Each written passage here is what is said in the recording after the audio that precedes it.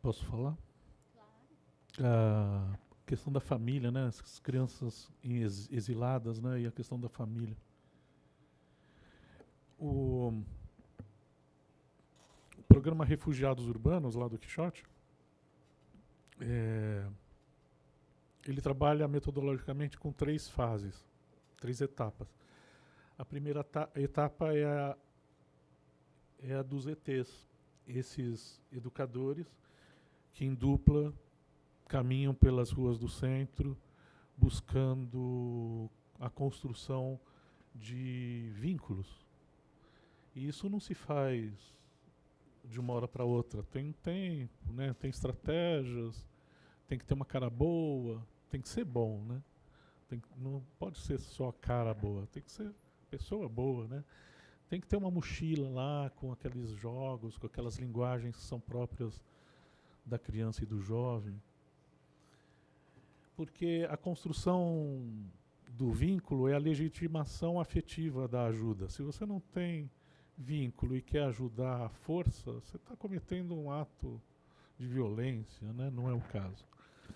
E como que se constrói vínculo? É com o tempo, é com você se mostrar de verdade para o outro, né? O outro poder pensar em se mostrar de verdade para você. Esse outro que pensa em se mostrar de verdade para você é um outro que está marcado por dores, sofrimentos. Então ele não vai se mostrar para você assim porque você está com a camiseta do Quixote ou porque você tem uma cara boa. Precisa de tempo, precisa de estratégia. Os ETs inventaram uma coisa bonitinha. Por exemplo, eles inventaram um adesivo com caricaturas de cada um deles. Então, por exemplo, o tio Chico está lá passeando nas ruas do centro, encontra o João, com quem ele está construindo esse vínculo, mas o João está chapado de manhã, porque a noite inteira ele ficou pipando, etc. Não vai rolar. Aí o que ele faz? Ele bota assim do lado, assim no ombro, esse adesivo, né, com a caricatura do tio Chico. Aí o João acorda aquele dia lá, tal, puta, o tio Chico esteve aqui, né? Isso é um exemplo interessante de como, com estratégias muito legais, a construção de um vínculo é possível. Pois bem, quando isso acontece, e eu acho que os seres humanos são meio, na grande maioria das vezes, é irresistível quando você tem um convite de criar um vínculo de confiança com alguém, é meio a gente aceita, a gente vai junto, né? Pois bem, aí começa a segunda fase. Lembra que o objetivo é um resgate, um retorno para a mátria, concreto ou simbólico, porque de qualquer forma você tem que fazer alguma volta para sua mátria, para sua identidade. Né? Se a gente está falando do ponto de vista não geográfico e físico, nós estamos falando de símbolo, nós estamos falando de que meus avós tiveram que fazer algum tipo de recuperação da Polônia, ainda que detestassem, já morreram, a Polônia, porque tiveram que sair de lá fugidos, porque se não tivessem fugido, eu não estaria aqui para conversar com vocês, porque teriam sido vítimas do nazismo. Mas eles tiveram que fazer um resgate simbólico da relação deles com a Polônia, o que era a Polônia aquelas crianças que estão na Casa Amarela, ou que estão lá na Cracolândia, no Anhangabaú, também, elas merecem algum contato de novo com a sua mátria. E geralmente acontece fisicamente, né? Territorialmente. Para chegar nessa fase 3, que seria esse retorno à mátria, passa-se pela fase 2, que é uma espécie de consulado. A gente tinha aquele espaço que a Daniela conheceu, em frente à Sala São Paulo, que era muito charmoso, porque lá atividades de consulado. Consulado é aquele dispositivo que quando você está fora da sua cidade, do seu país, da sua mátria, te reconecta, né, com ela. Então você está fora lá na Polônia, e você é brasileiro, e você tem algum problema, você quer se conectar com o Brasil, você vai lá no consulado, né, do Brasil. Mesma coisa, mesma dinâmica para as crianças que são de Sapopemba e que estão na Casa Amarela. Quer dizer, a gente tinha esse segundo... Tinha porque não tem mais.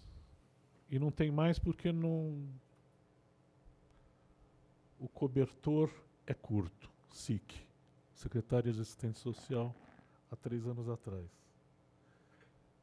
A gente teve que fechar o consulado porque era uma casa da prefeitura em frente à Sala São Paulo, lá na região da Cracolândia, onde os ETs levavam esses jovens com os quais eles estavam construindo vínculos para reconectá-los à sua mátria. Só que isso é complexo, idas e vindas, várias visitas com assistente social, com psicólogo, lá para Perus, com o jovem, depois a família vem e conversa no Quixote.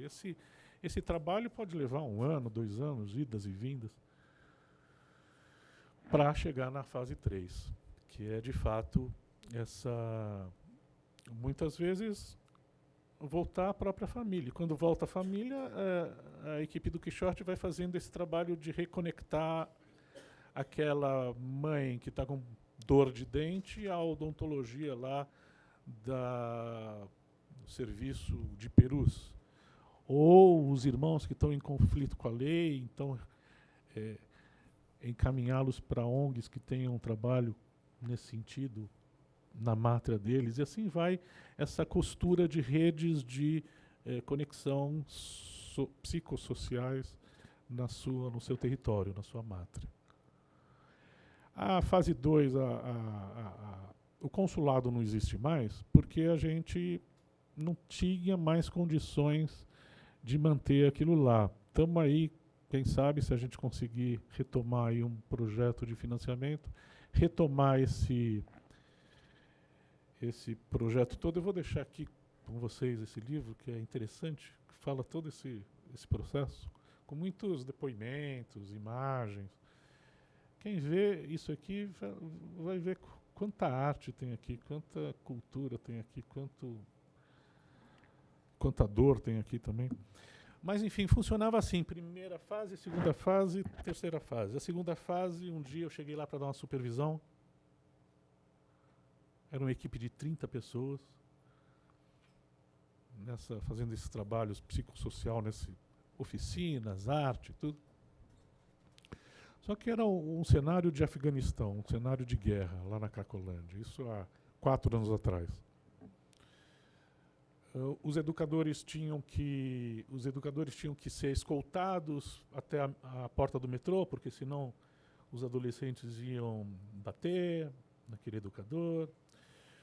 Uma educadora chegou e falando na nossa reunião de supervisão assim que ontem 3 adolescentes me cercaram e começaram a isqueirar o meu cabelo, mas deu para pagar.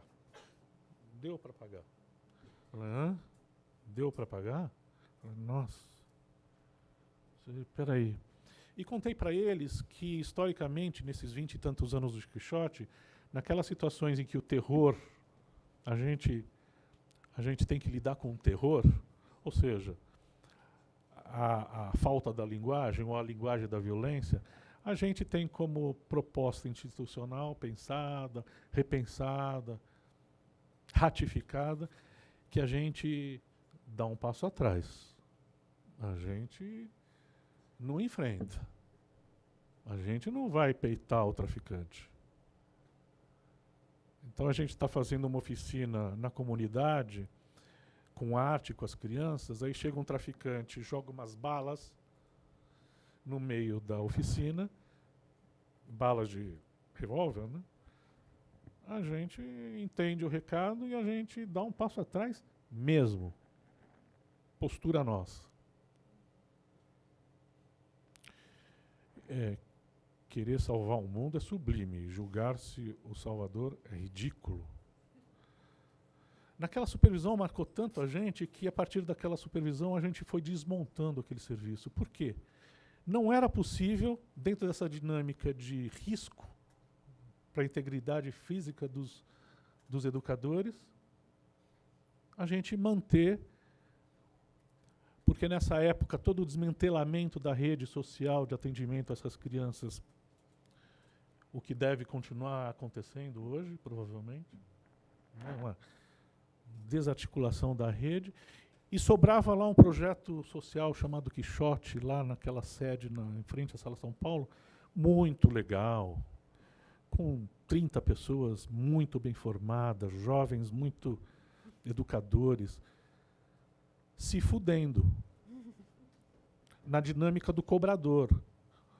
O Rubem Fonseca tem um texto interessante, um conto curto chamado O Cobrador, Rubem Fonseca, onde o protagonista é um jovem que cobra todas as mazelas que ele sofre através das mazelas da sociedade nas pessoas que ele encontra.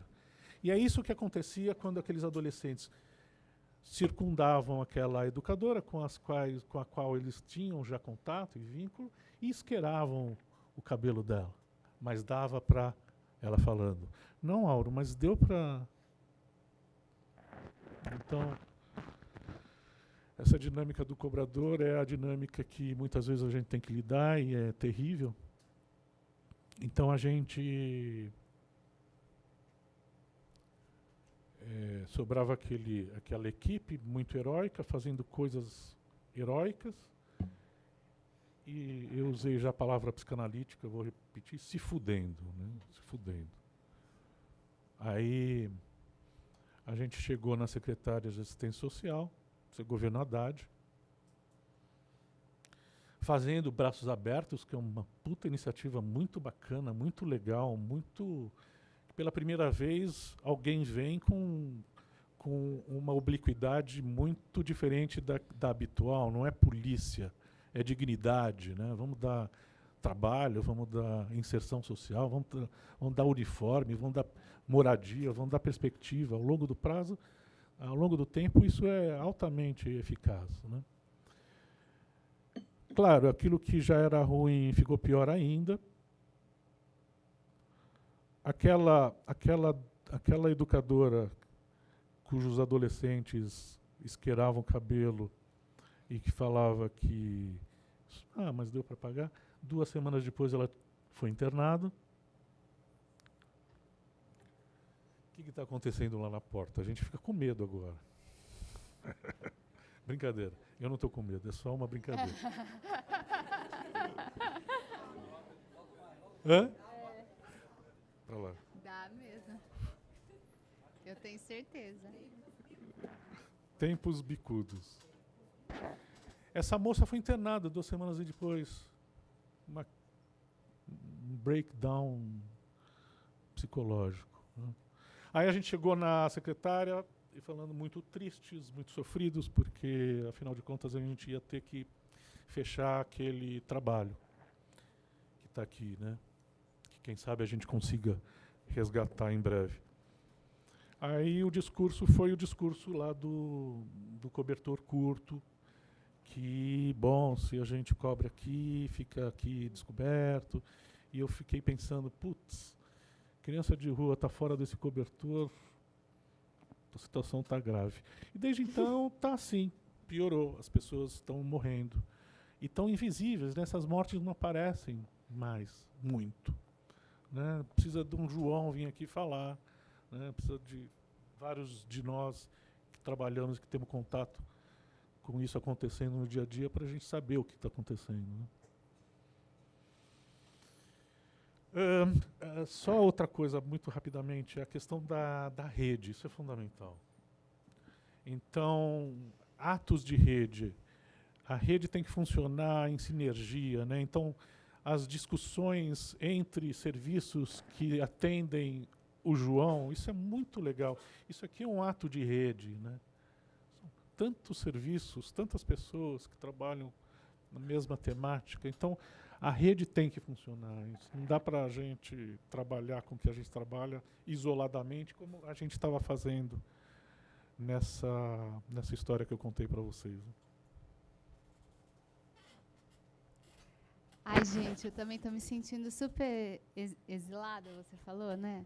Eu também estou, porque eu falei assim, né? Pensei semana passada, eu vou apresentar pesquisa, a gente pode pensar em uma nova forma de pensar a questão do tráfico de drogas e tal.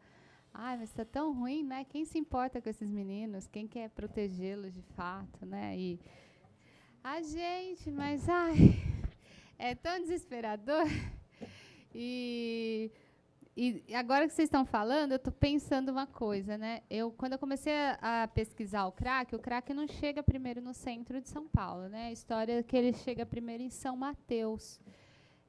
E na época, era 92, tem vários registros da Folha de São Paulo falando do bairro de São Mateus, né? Eles chamavam de Bronx paulistano, a Folha falava, porque tinha uma referência a Nova York, que era o polo de consumo de crack nos anos 80, e associaram São Mateus. Tem várias reportagens, pode pegar, que fala sobre isso, mas o que me chamou a atenção? Tinha várias mortes de garotos nas periferias nesse período. Eles chamavam de rodinhas de garotos que estavam usando crack e que estavam morrendo. Então, tem várias matérias durante os anos 90, 91, 92, dos centros de defesa de criança e adolescente, denunciando a morte dessas rodinhas de garotos nas periferias, né? E daí, enfim, né, também outras das explicações para a gente pensar por que de repente o crack vem parar no centro. Eles estavam sendo mortos por grupos de extermínio, né, policiais, e também por questões que tinham a ver com a própria dinâmica do mercado de drogas, que não estava como está hoje, né, muito mais homogeneizado, mas que também estava sendo disputado. Então, tinha muitas mortes de rodinhas de garoto, muito denunciadas pelos centros de defesa. Não sei se alguém pegou essa época. Né? Você que me falou do... Eu lembro de você me falando desse quilômetro 28. Que eu preciso achar essa história ainda. Então, mas isso que eu fiquei pensando, aí às vezes a gente denunciava, e vocês denunciaram, e que contexto era, que às vezes alguém podia, da polícia, chegar lá e falar, não, deve estar tendo alguns abusos, vamos investigar, tal. Hoje, se faz uma denúncia dessa, eles falam, vocês estão reclamando de quê? É desse jeito que é a negociação com... Vocês estão reclamando de quê? Esses meninos estão provocando um monte de confusão aqui no bairro, vocês queriam que acontecesse o quê? É nesse nível que está a discussão, né? Mudou muito de lá para cá. E por isso que eu acho que um movimento importante é voltar a denunciar, né? Assim, não sei se a gente tem lugar para que isso, enfim, tenha algum encaminhamento ou consequência, mas... isso é parte dessa história e é super importante de voltar a pensar aqui. Eu queria falar do caso das meninas, né? Duas das biografias mais famosas de crianças e adolescentes em situação de rua são duas meninas.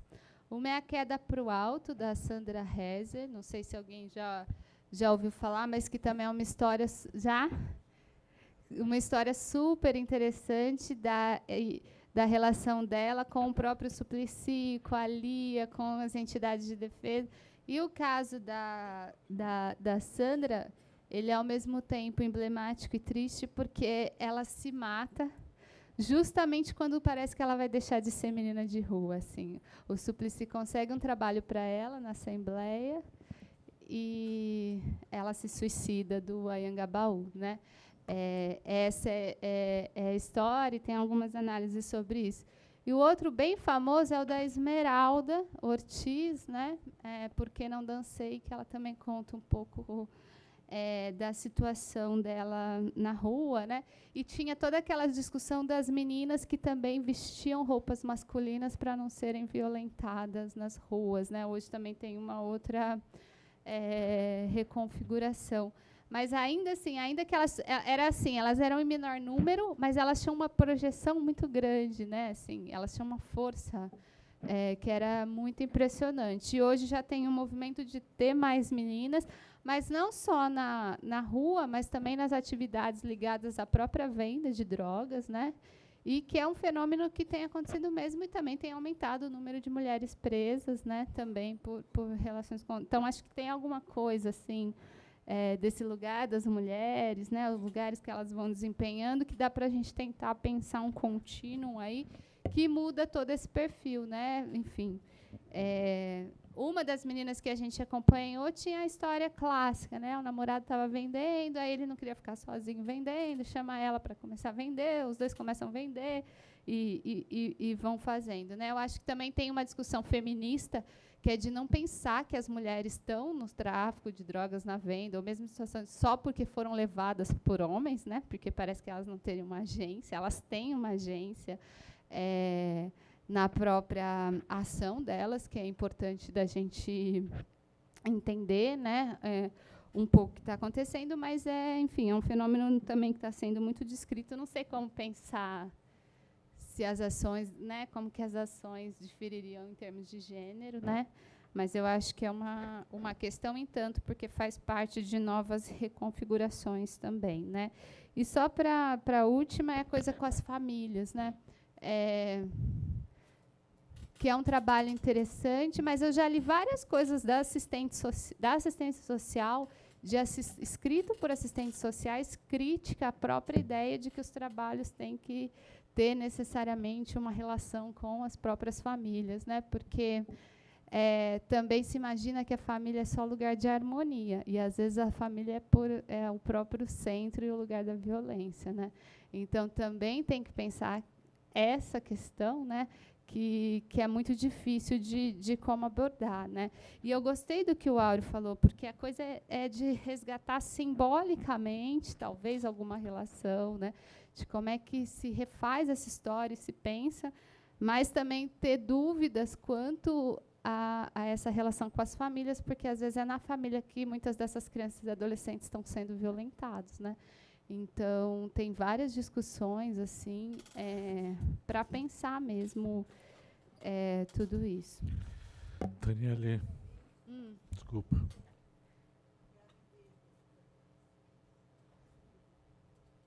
É sempre o quê? Gravidez pelos parentes?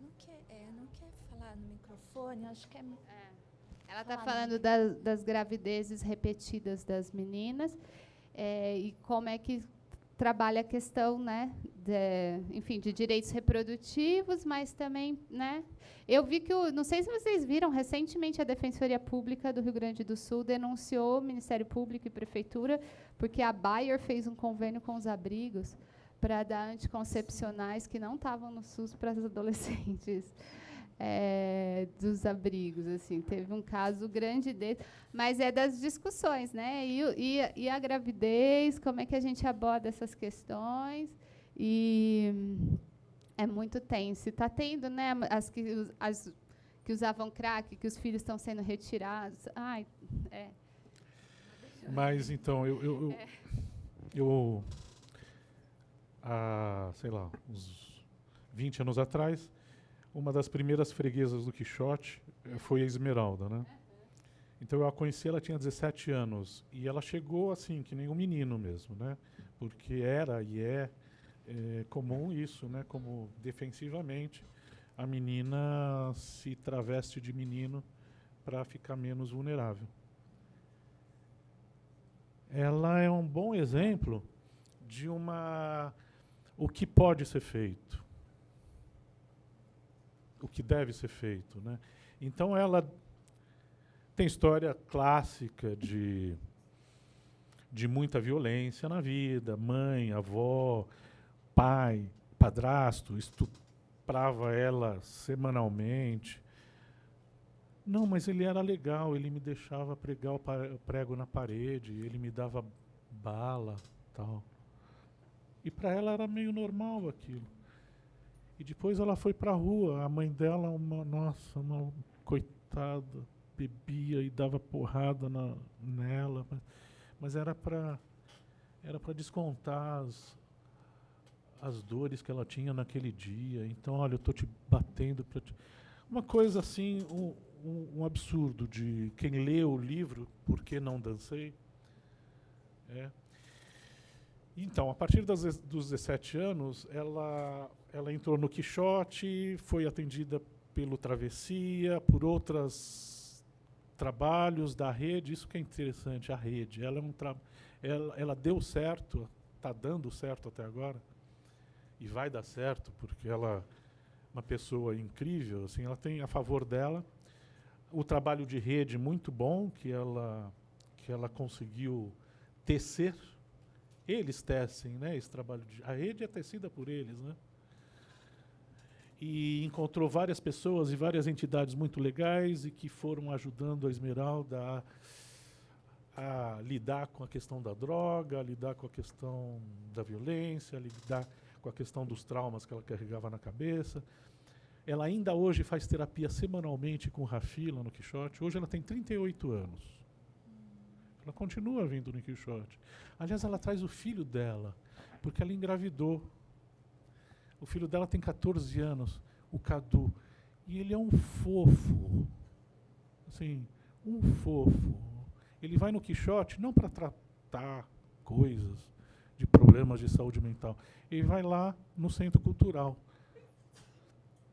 participar das oficinas de grafite. Em outubro, há um ano atrás, a Esmeralda chegou lá no Quixote mal pra caramba, fissurada. Auro, me ajuda porque eu estou com vontade de ir na Cracolândia fumar uma rocha. Isso ela já há 20 anos sem limpa, usando. O NA ajudou ela e ajuda ela muito também, fazendo parte dessa rede. NA, né? A gente às vezes tem preconceito contra a ANA. Nossa, ajudam muito, fazendo parte desse coquetel de ajuda, é ótimo em determinadas situações para ela, por exemplo, fundamental. Ela falava um pouco daquela crise lá em outubro, mas de um jeito tão angustiado que eu também não tinha muito ouvido para saber o que estava acontecendo, o que tinha acontecido, e a minha postura naquela hora foi assim, duro, chegar para ela: você não é mais aquela menina de 17 anos, você tem 38 anos. Então eu assumi essa postura meio que ela ficou muito puta comigo, muito brava comigo, mas de alguma forma ajudou. Ajudou, porque então o Rafi veio, eu chamei a Laura, a psiquiatra, para dar uma avaliada na medicação da Esmeralda. Aí ela deu uma baixada. Na semana seguinte, ela saindo dessa crise, ela pôde me falar por que ela tinha ficado muito puta comigo, porque eu não tinha ouvido. E aí ela foi me contando por que ela tinha chegado naquele momento. Uma coisa que qualquer um de nós estaria muito também vontade de fumar uma rocha na Cracolândia, porque era o irmão dela, tem uma história de rua igual a dela, com filhos, que tinha acabado de ser preso, e os filhos, sobrinhos dela, na rua. E ela assim entrou num sofrimento, né? Como ela não podendo ajudá-los e tal, que aquela história. Então logo veio a coisa, mas felizmente ela veio, segurou, pediu ajuda e depois de 2 semanas ela me traz uma mala dessas com rodinha, com uns 12 cadernos enormes de diário que ela faz. Então eu tenho, junto com ela me deixou como guardião desse tesouro que a gente está tentando ver como que a gente transforma isso ou num livro, ou num filme, um filme que até já tem um nome, A Cada 1000 Pedras, Uma Esmeralda. Porque ela tem a favor dela, e é um exemplo de exceção, né? Não é comum isso aí, mas é um exemplo: a cada 1000 pedras, uma esmeralda. Ela tem a favor dela, tem encontrado tanta gente. O Dimenstein foi um que ajudou muito a escrever esse livro e tal. E tantos outros, né? Mas também porque ela teve uma avó que garantiu para ela no primeiro, segundo ano de vida, isso a gente aprende na psicologia, né? Esses primeiros 2, 3 anos da vida são fundamentais para a constituição do sujeito, né? E ela teve uma avó que, apesar de toda a situação muito degradada na vida, mantinha aquilo que é fundamental para qualquer um de nós, para qualquer nenê, que é o olhar amoroso e que dava lá o aporte de oxigênio afetivo que foi fundamental e ainda é fundamental para Esmeralda, assim como cada um de nós aqui, que não psicotizamos, não nos matamos, etc., recebemos isso com certeza. Se não tivéssemos recebido, difícil estarmos aqui, talvez até estivéssemos, mas difícil. Só para um exemplo disso que eu acabo de falar, como isso é fundamental. O Oswaldo de Loreto, alguém conhece o Oswaldo de Loreto?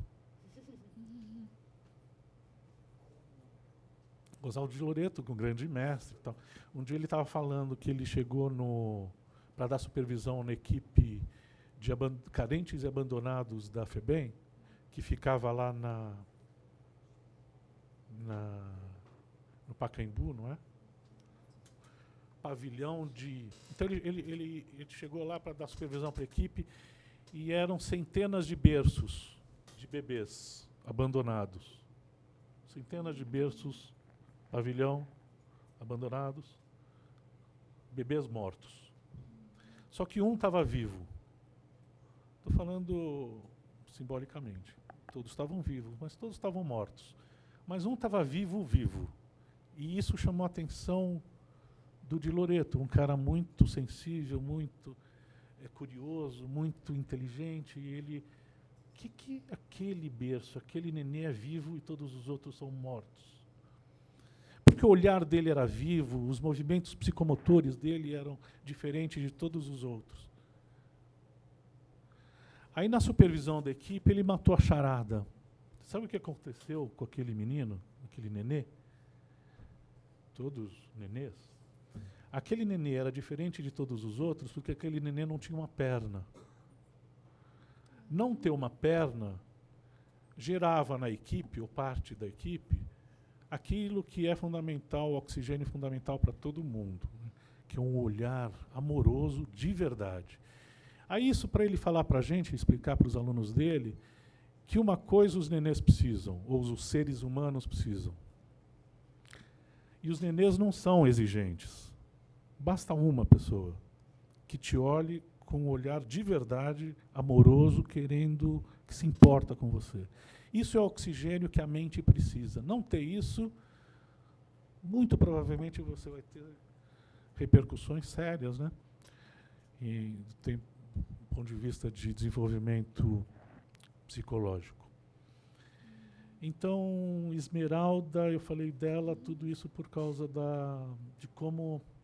O que a gente deve fazer? Tudo isso que deu certo no Esmeralda, continuar fazendo isso, né? Oferecer linguagem, vínculos, rede, possibilidade de afirmação de sujeito, do sujeito, né?